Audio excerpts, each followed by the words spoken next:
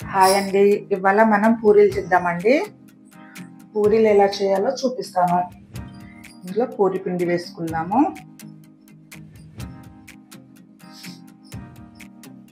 గోధుమ పిండి వేసుకుందాం. ఇందులో దీన్ని బొంబాయి రవ్వ అంటారు, ఉప్మా రవ్వ. ఒక 2-3 స్పూన్లు వేసుకోవాలి. ఇదిగోండి కొద్దిగా సాల్ట్ వేసుకుంటున్నాను. ఇదిగోండి కొద్దిగా షుగర్ వేసుకుంటున్నాను. కొద్దిగా ఆయిల్ వేసుకుంటున్నాను. షుగర్ ఎందుకు వేస్తున్నారు అనుకుంటున్నారా అండి? బొంబాయి రవ్వ ఎందుకు వేస్తున్నారు అనుకుంటున్నారా? పూరీలు చాలా చక్కగా ఉంటాయండి, స్మూత్గా. ఇదిగోండి ఇలా ముద్ద రావాలన్నమాట. లైట్గా వచ్చినా పర్వాలేదండి. ఇలా ముద్దలాగా కట్టాలి. కొద్దిగా వాటర్ వేస్తూ కలుపుకుందాము.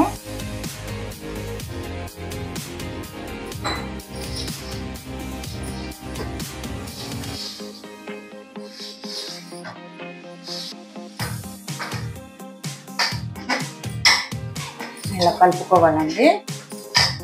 ఇలా మెత్తగా మంచి కలుపుకోవాలి. గట్టిగా కాదు, మరి మెత్తగా కాదు, స్మూత్గా కలుపుకోవాలి. పిండి పక్కన తీసి పెట్టుకున్నాము. ఒక 10 నిమిషాలు నానాలి. ఓకేనండి. ఇదిగోండి నేను పూరీ మీద పూరీ కర్రీ చేస్తున్నాను. ఈ ఆలుగడ్డని కట్ చేసి ఉడకబెట్టుకున్నాము. ఇదిగోండి ఇలా కట్ చేసుకుని వాటర్ పోసుకొని. ఓకేనండి, ఆలుగడ్డలు ఉడికిపోయాయి. ఇదిగోండి ఆలుగడ్డలు ఉడికిపోయాయి. మనం కర్రీ కోసం ప్రిపేర్ చేద్దాము. ఇది పక్కన పెట్టేద్దాము. కర్రీ కోసం గిన్నె పెట్టుకుందాము. ఇందులో ఆయిల్ వేసుకుందాము. ఇదిగోండి తాలింపు గింజలు వేసుకుంటున్నాను. ఇందులో ఆనియన్స్ వేసుకుంటున్నాను. ఇదిగోండి ఆనియన్స్ వేసుకున్నా కదా, పచ్చిమిర్చి వేసుకున్నాను, క్యారెట్ ముక్కలు వేసుకుంటున్నాను, కరివేపాకు కూడా వేసుకున్నాను.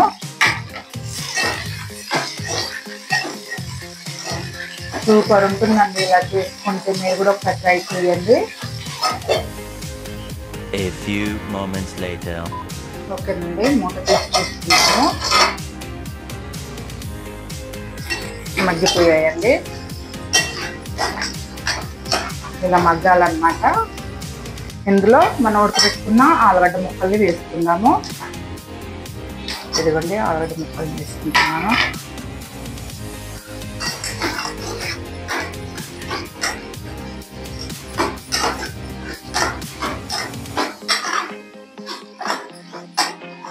మొత్తం వేసుకున్నాం కదండి. కొద్దిగా అల్లం పేస్ట్ వేసుకున్నాము. సూపర్ ఉంటుందండి. హోటల్లో కన్నా ఇంకా బాగుంటుంది. కొద్దిగా అల్లం పేస్ట్ వేసుకున్నాను.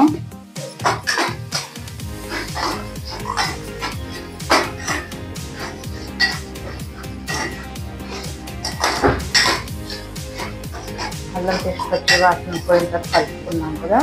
ఇందులో కొద్దిగా పసుపు వేసుకుంటున్నాను.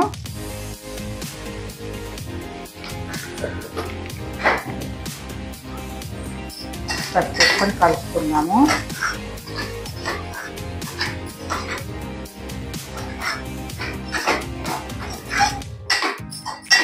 ఇదిగోండి పసుపు వేసుకొని కలుపుకున్నాం కదా. కొద్దిగా లైట్గా కారం వేసుకుందాము. కారం వేసుకున్నాం కదా, కొద్దిగా లైట్గా వేసుకోవాలండి. పచ్చిమిర్చి వేసాను కాబట్టి. టమాటా ముక్కలు వేసుకున్నాము.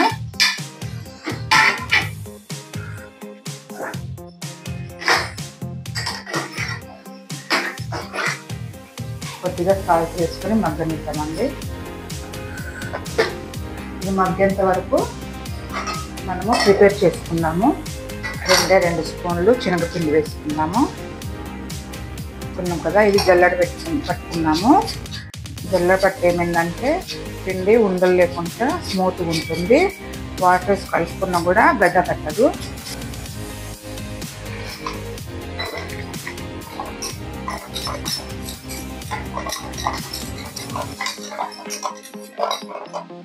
ఓకే, ఇది పక్కన పెట్టేసుకుందాము. మూత తీసి కలుపుకుందాం. ఇది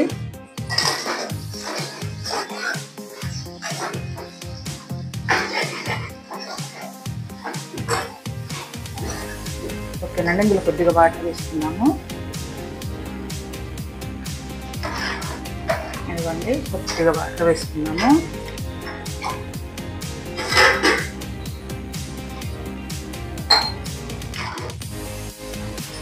ఇది కొంచెం మరగాలండి.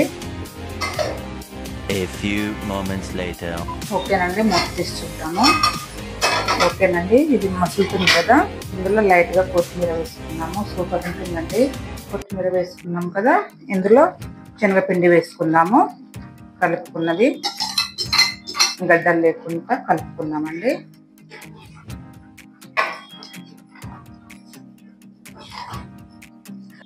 సో పర్ఫెక్ట్గా ఉంటుందండి. ఓకేనండి, అయిపోయింది. స్టవ్ బంద్ చేసుకున్నాము. ఆలు కర్రీ అయిపోయిందండి. స్టవ్ బంద్ చేసుకున్నాము.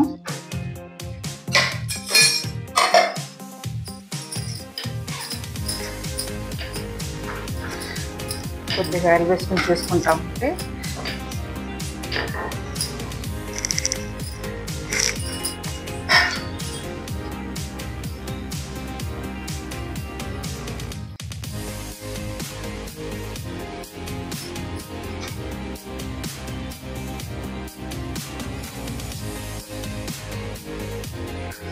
మంచిగా పొంగుతాయి అన్నమాట పూరీలు.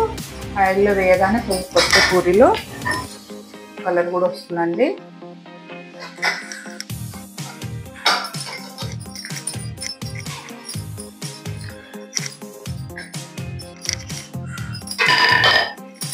చూసారు కదా, వేడి వేడిగా అండి.